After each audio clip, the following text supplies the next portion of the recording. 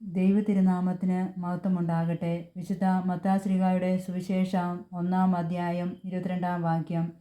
കന്യക ഗർഭം ധരിച്ച് ഒരു പുത്രനെ പ്രസവിക്കും.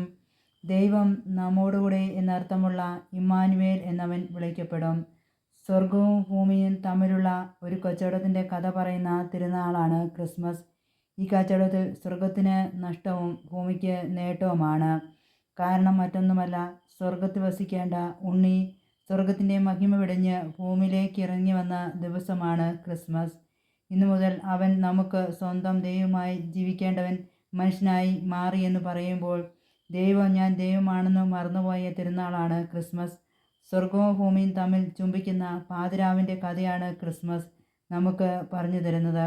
ക്രിസ്മസ് ദരിദ്രരുടെ തിരുനാളാണ്. അത് വീടില്ലാതെ അലഞ്ഞവരുടെ, ഇന്നും അലയുന്നവരുടെ പെരുന്നാളാണ്. അതുകൊണ്ടാവണം കാലത്തെഴുതിലേക്കുള്ള വഴി അന്വേഷിച്ച് കൊട്ടാരത്തിലെത്തിയവർക്ക് ലഭ്യമാകാത്ത ഉത്തരം വീടില്ലാത്ത പാവപ്പെട്ട ആട്ടിടയർക്ക് സംജാതമായത്. ഈശോയുടെ കാലത്തെ ബെത്ലഹേം വയലുകൾ നിറഞ്ഞ തുറസായ സ്ഥലമായിരുന്നു. അത് ആരും ശ്രദ്ധിക്കപ്പെടാതിരുന്ന ഒരു കൊച്ചു ഗ്രാമമായിരുന്നു. കൃഷി ഇറങ്ങാതെ ഉപേക്ഷിക്കപ്പെട്ട സ്ഥലമായിരുന്നു എന്നതിനാൽ ആടുകളെ പാർപ്പിക്കാൻ ആളുകൾ ആ സ്ഥലം പ്രയോജനപ്പെടുത്തി പോന്നു. തുറസായ സ്ഥലത്തോട് ചേർന്ന് ഗുഹകളും തൊഴുത്തുകളും ഒക്കെ ഉണ്ടായിരുന്നു. എന്നാൽ ചൂടിൽ നിന്നും തണുപ്പിൽ നിന്നും സംരക്ഷണം നേടിയും രാത്രി ആടുകളുടെ കാവലിനായി ഇടയന്മാർ ഈ ഗുഹകളിൽ താമസിച്ചിരുന്നു. അവരോടൊപ്പം ആളുകളെ അവിടെ പാർപ്പിച്ചിരുന്നു. ഇപ്രകാരം വസിച്ചിരുന്ന ഇടയന്മാരുടെ മുമ്പിലാണ് ദൈവദൂതൻ പ്രത്യക്ഷപ്പെടുന്നത്. ഈശോ ദാവീദ് ഗോത്രത്തിൽപ്പെട്ടവനായിരുന്നെങ്കിലും ദാവീദ് ജെസയുടെ ഇളയ പുത്രനും ആടുമേയ്ക്കുന്നവനുമായിരുന്നു. യഹൂദരെ സംബന്ധിച്ചിടത്തോളം മൂത്ത മക്കൾക്കാണ് പ്രാധാന്യം. ആടുമേയ്ക്കലാകട്ടെ ഹീനമായ ജോലിയായി പരിഗണിക്കുകയും ചെയ്തിരുന്നു. ഒരു എളിയ പ്രദേശത്ത് തീരെ ലളിതമായ സാഹചര്യത്തിൽ പിറവിയെടുത്തവൻ്റെ ജന്മവാർത്ത ആദ്യം അറിയിക്കപ്പെട്ടത് നികൃഷ്ടർ എന്ന് മുദ്ര ചാർത്തപ്പെട്ട ഒരു കൂട്ടം ഇടയന്മാരോടാണ്. വലിയ ആളായ ഹെറോദോസ് ഈശോയുടെ ജന്മവാർത്തയോട് പ്രതികരിച്ചത് ശത്രുതാ മനോഭാവത്തോടെ ആയിരുന്നു. എന്നാൽ ചെറിയവരായ ആട്ടിടയന്മാരോ, അവർ തങ്ങളുടെ ആട്ടിൻപറ്റത്തെ മറന്നു, തണുപ്പ് മറന്നു, ഉറക്കം മറന്നു. അവർ അതിവേഗം ബെത്ലഹേമിലേക്ക് പോയി. അവർ മറ്റുള്ളവരെ വിവരം അറിയിച്ചു.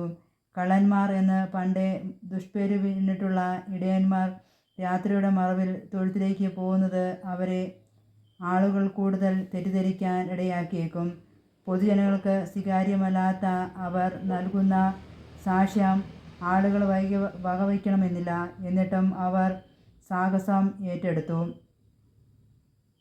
അനേകർക്ക് തിരിച്ചറിയാൻ സാധിക്കാത്ത, അംഗീകരിക്കാനും ഉൾക്കൊള്ളാനും കഴിയാത്ത സാധാരണക്കാരനും നിസ്സാരനുമായ ഒരു ശിശു തന്നെയാണ് ഇടയന്മാർക്ക് കൊടുത്ത ഏറ്റവും വലിയ അടയാളം. പുൽക്കൂട്ടിൽ മുട്ടുമടക്കി കുഞ്ഞു കയറാനുള്ള പരിചയം ഇടയനുണ്ട്. കാൽക്കൂട്ട് കയറാൻ ചെറുതായ വലിയ ദൈവം കൊട്ടാരത്തിലെ വിശാല വാതിലിലൂടെ മാത്രം കയറിയിറങ്ങുന്നവരുടെ കണ്ണിൽ ദൃശ്യമാവില്ല.